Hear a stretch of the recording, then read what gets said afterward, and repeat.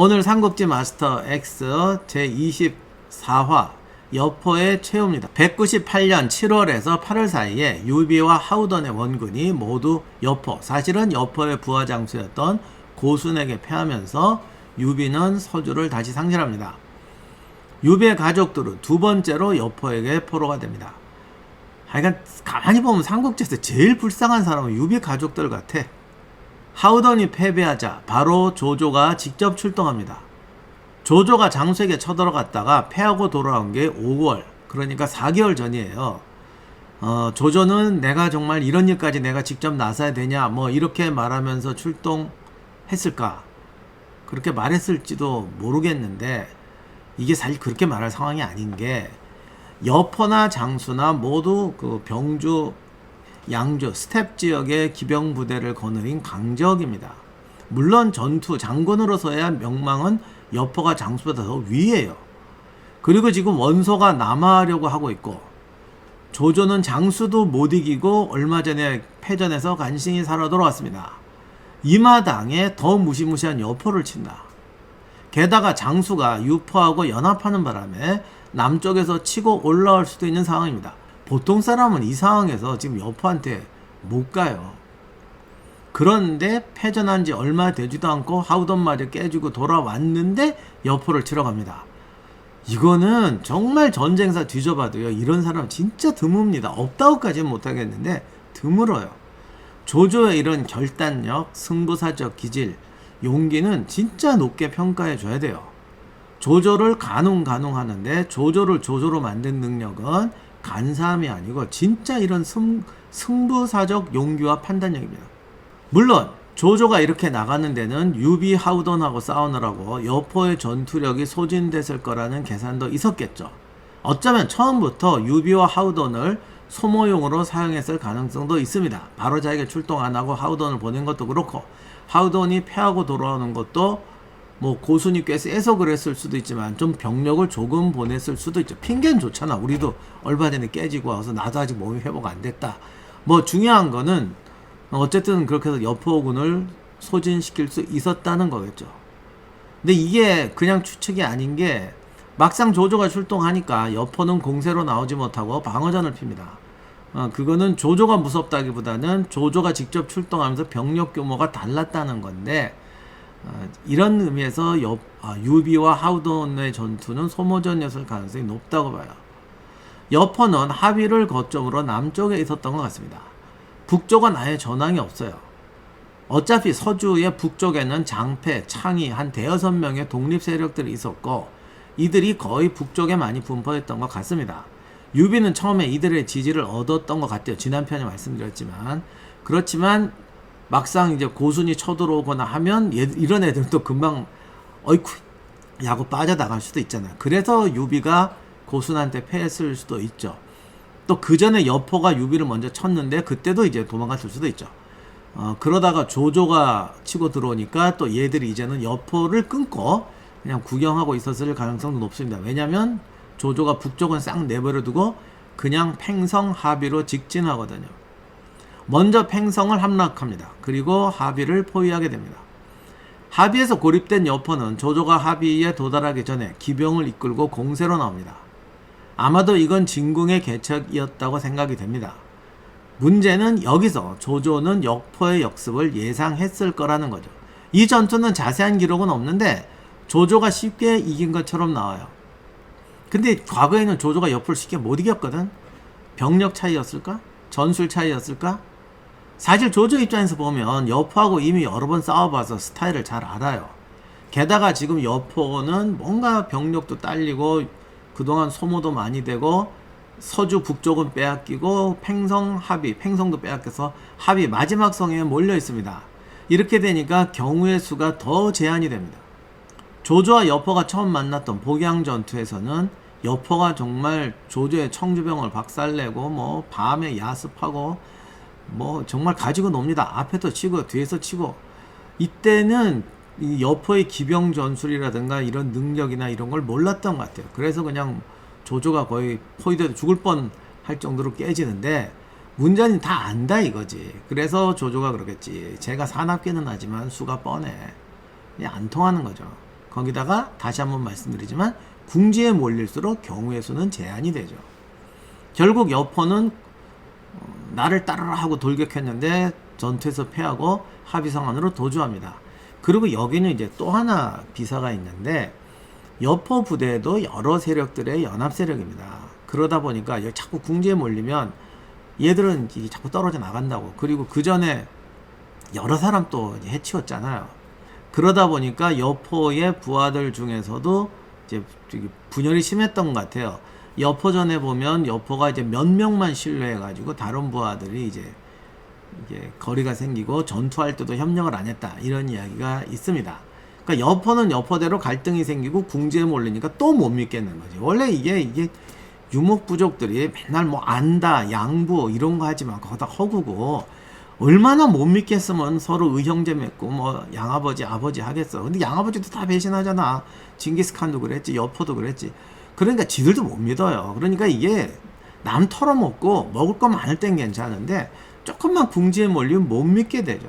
여포가 돌격작전으로 나갔던 건 이미 부대 간의 협력 전술을 할 수 없게 되는 상황이어서 그래요.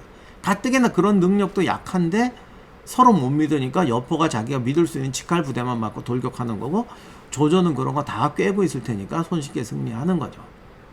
아무튼 여포가 합의성 안으로 도주하고 조조는 성을 포위합니다. 여포는 항복하려고 했는데 진궁이 반대했다고 합니다. 진궁이 조조를 구해줬다, 생명의 은인인 거는 소설에서 정말 이건 설정 잘했어. 어떻게 거기다가 진궁을 집어넣을 생각을 했지. 하여간 이건 소설이고, 진궁이야말로 조조의 철천지 원수입니다. 194년부터 이 198년까지 조조 일생에서 최고의 뺑뺑이를 돌던 시절이 이 시절입니다. 정말 동서남북으로 계속 깨지고 죽을 뻔하고, 야 정말 이때는 내가 하루하루가 도박이었다 이러고 있는 게 다 누구 탓이에요? 절반은 진궁 탓입니다. 그러니 진궁 입장에서야 항복하면 딴 놈은 몰라도 쟤는 없애, 이러고 뻔하지 않겠어요. 그래서 진궁은 여포를 설득해서 항복하면 안 된다, 합의성을 믿어라, 뭐 이런 말도 했겠지. 곧 원소가 내려온다, 조조는 여기 오래 못 있는다. 그건 맞는 말이에요. 오래 못 있어요. 그러니 버티자.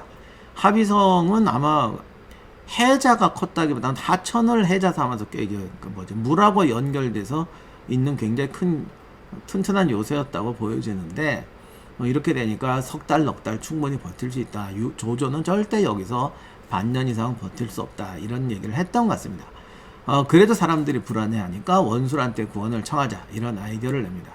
원술은 정말로 여포를 구하려고 출동하는데 달랑 기병 1000명을 자신이 직접 인솔하고 왔다고 되어 있습니다.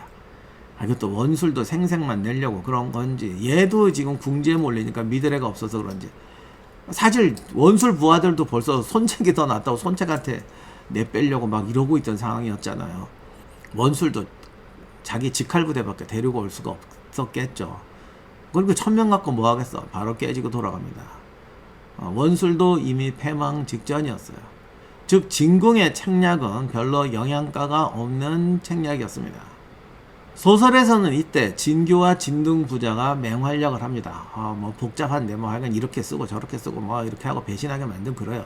근데 실제 역사에서는 두 사람의 역할이 그런 식으로 되지는 않습니다. 진규는 아예 나타나지도 않는데 아마 이 직전에 사망하거나 팽성이 함락될 때 조조에게 투항했거나 여포의 부하들에게 살해됐거나 아니면 나이가 많아서 돌아가셨거나 했던 것 같아요. 진등은 광농태수였는데 조조한테 내응했다고 되어 있습니다. 당시에 여포는 진등의 새 아우를 인질로 잡고 있었는데 소용이 없었다고요. 그래서 여포가 패하고 고립되고 원술이 제대로 구원을 못한 데는 진등의 활약도 있었다고 생각됩니다. 원술 쪽에 제일 가까이 있는 사람이 진등이었거든요. 정사에서는 진궁이 여포의 배후를 쳤다고 했는데, 이 배후를 쳤다는 게 이제 합의 남쪽에서 이제 원술을 막고 뭐 이렇게 끊었다는 얘기인지, 아니면 여포가 조조한테 덤볐을 때 남쪽에서 올라와서 뒤를 쳤다는 얘기인지 그것까지는 정확하지 않아요. 이렇게 돼서 여포가 패하고 합의성이 포위가 됐습니다. 그런데 진궁의 이 말은 맞았어요. 합의성이 쉽게 함락되질 않습니다. 2달이 지났어요. 조조 입장에서는 정말 이게 희생이 큰 공성전을 할 수도 없고, 왜냐면 좀 있으면 큰 전쟁이 있으니까 포위해서 말려 죽이자니 시간이 없잖아. 원소는 움직이고 있고 뭐 장수나 유표가 꿈찔움찔 할 수도 있고. 그러자 순욱과 곽가가 사수와 기수의 둑을 무너뜨려서 수몰시키자는 아이디어를 냅니다. 이 합의성이 자연 하천 호수를 끼고 이렇게 방어가 돼 있으니까 아마 이런 생각을 했던 것 같습니다. 수공을 해도 합의는 한 달을 버팁니다. 소설에서는 이제 이 상황을 이제 극적으로 이제 설명을 하는데 그런 얘기는 정사에는 없고, 중요한 거는 이 합의가 어쨌든 낮은 지역은 수몰이 됐을 거고, 그러니까 이제 부하들이 불안해지는 거죠. 민심도 불안해지고, 가뜩이나 여포가 신복들만 믿어가지고 이미 부하들이 마음이 떠나고 뭐 협력도 안 되는 상황이었어요. 결국 여포의 부장이었던 후송, 송헌, 위속 등이 진궁을 사로잡아서 조조에게 투항합니다. 이 소설에서는 막 방천하고 훔쳐가고 막 여포를 사로잡는 것처럼 되어 있는데 그렇지 않고 진궁을 사로잡았고 조조한테 가버립니다. 이렇게 되니까 수비에도 구멍이 났을 거고 성을 어떻게 지키겠어요. 뭐 그쪽 개들이 담당했던 구역이 통으로 떨어졌겠죠.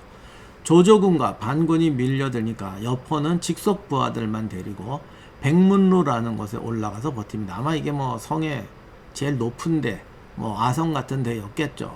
그러다가 포위가 되니까 항복합니다. 이때 여포가 마지막 딜을 하죠. 당신이 지금까지 고생한 건 오직 나 때문 아니냐.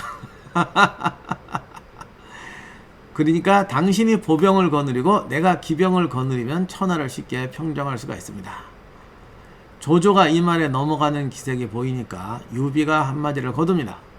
여포가 정원과 동탁에게 어떻게 했습니까? 즉 2번이나 주군을 배신했어요. 동탁과는 부자의 의리까지 맺었지만은 배신했죠. 소설에서는 이제 정원도 아버지 해갖고 뭐 아버지가 셋이다 이래갖고 뭐 아버지를 2번이나 죽였다 이런 말 하지만 그건 과장이고, 그래도 아버지 한번 배신한 건 맞죠. 근데 사실 조조가 그러면 진짜 망설였을까? 이것도 유비한테 떠넘기려고 쇼한 걸 수도 있어요. 아니면 유비를 한번 떠보려고 그랬던가. 이때 딜하는 거 봐. 조조가 보병을 거느리고 내가 기병을 거느리면 천하를 평정할 수가 있습니다. 이게 부하가 되자는 거야? 반씩 나누자는 거야? 물론 병력수는 보병이니까 조조가 많겠지. 근데 벌써 이렇게 말하는 게 너는 보병대장 내가 기병대장, 난 좀 있으면 너한테 또 덤빈다, 이 소리하고 똑같은 얘기야. 뭐 조조는 유비가 안 거들었어도 얜 도저히 안 되겠다 그랬을 겁니다. 결국 조조는 여포의 목을 졸라서 죽입니다. 진궁과 고순도 죽입니다. 진궁에게는 노모와 딸이 있었는데 조조가 이들을 어떻게 살려줄지 어떻게 할지 진궁에게 물었다고 되어 있습니다. 짧게 되어 있는데 아마 노모와 딸을 구실로 진궁에게 투항하라고 했던 것 같아요. 그러니까 이렇게 물어본 거죠. 아, 이건 조조가 엄청나게 통큰 아량을 베푼 거죠. 정말 조조는 진궁이라면 제일 먼저 죽였을 그럴 감정 많아요. 진궁도 그러니까 투항하지 말고 끝까지 싸우자고 했던 거죠. 근데 이게 조조의 무서운 게 조조의 철칙이 감정이고 복수가 안 따져. 지금 이 상황에서 자기한테 가장 이익이 되는 행동을 한다. 이게 조조의 철칙이거든. 그 조조의 그 유명한 그 사건 때도 아들 죽고 조카 죽었는데 전이 죽은 것만 챙기고 뭐 이러잖아. 진궁이 미워도 이미 진궁과 여포의 반란은 끝났어요. 자기가 몇 번 죽을 뻔했지만 안 죽었잖아. 그러니까 죽을 뻔한 거를 감정을 되새길 필요가 없지. 지금 이 상황에서 최고 이익은 여포의 인맥과 자산을 흡수하는 겁니다. 여포까지 부하로 삼았으면 좋겠지만 걔는 도저히 못 쓸 인간이니까 포기한다. 하지만 나머지는 최대한 얻는다. 게다가 명성까지 얻는다. 정말 원수를 사랑하는구나. 이렇게 되면 얼마나 많은 사람이 자기 밑에 오겠어, 이 난세에. 그런데 진궁은 진궁도 자존심은 있었던 것 같아. 내가 저 밑에 가서 뭐 이렇게 해줘도 조조한테 결국 제일 좋은 일 해주는 것밖에 더 되냐. 무슨 일인지 모르겠는데 진궁이 조조한테 감정이 있긴 있었던 것 같아요. 그래서 거절합니다. 그리고 노모와 아예 딸 가지고 협박하니까 이렇게 말하죠. 천하를 다스리는 사람이 치사하게 가족한테 복수하면 되겠냐. 요거는 정말 고차원적인 화법인데 네가 나를 스카우트하려는 이유 알아. 그런데 나 죽이고 우리 어머니하고 딸한테 잘해주면 너 덕볼 수 있어. 이런 식으로 딜을 던진 거예요. 그러니까 조조가 알아듣고 진궁을 죽입니다. 그리고 노무하고 딸까지 죽여봤자 지가 악명밖에 더 없겠어요? 결국 조조는 진궁의 뒤를 받아들여서 노모는 여생을 마칠 때까지 잘 봉양해주고 딸도 시집을 보내줬다고 합니다. 뭐 적당히 관직 있는 사람한테 보내줬겠죠. 자, 이렇게 해서 조조의 4년간의 고생, 서주와 여포로 인해 생긴 고생이 일단락이 됩니다. 뭐 요즘도 서주 대학살 얘기 많이 하지만 하여간 조조의 명성에서 최고의 그 데미지를 준 사건이었고 시간에서도 큰 데미지를 입기는 했지만 서주를 평정함으로써 동서남북의 적 중에서 동쪽의 위험 하나는 그래도 제거할 수 있게 됩니다. 이게 어디요? 다시 한번 말하지만 이때 여포를 얻었더라면 뭐 엄청난 도움이 됐겠죠. 거기다 지금 자기는 아직 세 방향의 적하고 싸워야 되잖아. 그러다 보면 이게 땡기긴 하는데 제주는 아깝지만 도저히 못 쓸 인간이고 이게 또 언제 배신 때릴 줄 알아. 그래서 아까워서 버렸죠. 그런데 조조에게 엄청 아까운데 도저히 못 쓸 인간이 또 하나 있습니다. 유비예요. 유비와 조조의 진짜 만남, 그리고 어마어마한 악연의 시작이 됩니다. 이거는 다음 시간에 말씀드리도록 하겠습니다. 이상으로 마치도록 하겠습니다. 잠깐 제가 마지막 광고 하나 하도록 하겠습니다. 오늘 왜 라이브를 하느냐? 이유는 두 가지예요. 하나는 라이브로 해서 한 2편씩 해가지고 좀 삼국지를 빨리 끝내야겠다. 그래야 다른 걸 할 수가 있다. 이것도 한 가지 이유고, 진짜 중요한 이유는 6월을 맞이해서 한국전쟁 특집을 드디어 시작하려고 합니다. 그동안 많은 분들이 한국전쟁 안 하세요 그랬는데 6월달을 맞이해서 한국전쟁을 하자. 지금 한국전쟁은 크게 4단계로 구성하고 있는데요. 내 병이 항상 처음 할 때 너무 깊이 들어가는 거예요. 그래서 다음 편은 개설편, 그리고는 이제 시간 순서대로 좀 더 약간 깊게 다루고, 그리고 이제 주요 전투라든가 무슨 주요 토픽이라든가 뭐 이런 것들은 뒤로 가면 조금 심화로 다루는 이런 방식으로 하도록 하려고 합니다. 그리고 잘 되면 저 혼자 안 하고 좀 다른 분들 초빙하고, 또 잘 되면 전적지 답사나 현장 강의 이런 것도 좀 하고, 방종환 장군님하고 태상호 기자랑 그 지평리 한번 촬영 가가지고 막 인터뷰도 하고 막 찍고 그랬는데, 이게 우리가 찍어서는 도저히 안 되더라고. 장비도 있고 전문 것도 있어야 되고. 그래서 도저히 어떻게 할 수가 없어가지고 방 장군님하고 태 기자한테 정말 미안한데 한 2번 찍었는데 결국 실패해서 포기했어요.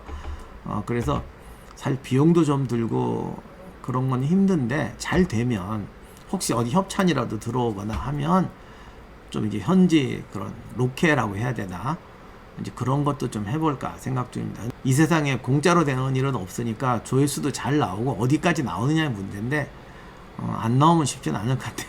근데 아무튼 일단 제가 약속드릴 수 있는 건 다음 주부터 시작합니다. 그래서 다음 주에 한 편으로 보는 한국전쟁, 그리고 그 다음부터는 시간순으로 쭉, 그리고 그 다음부터는 좀 더 심화된 내용, 이런 식으로 진행하도록 하겠습니다.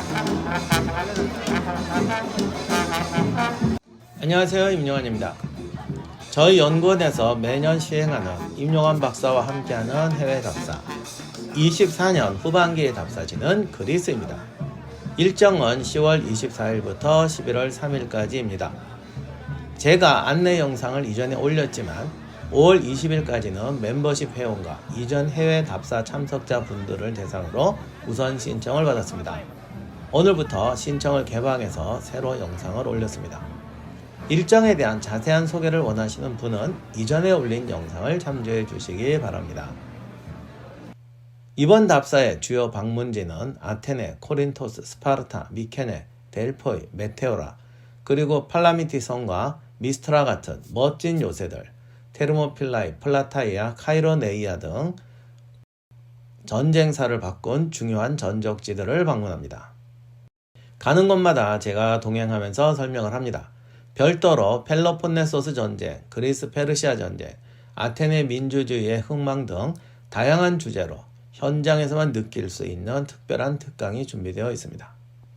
신청하실 분은 아래 더보기란이나 고정 댓글에 링크를 클릭해 주시기 바랍니다.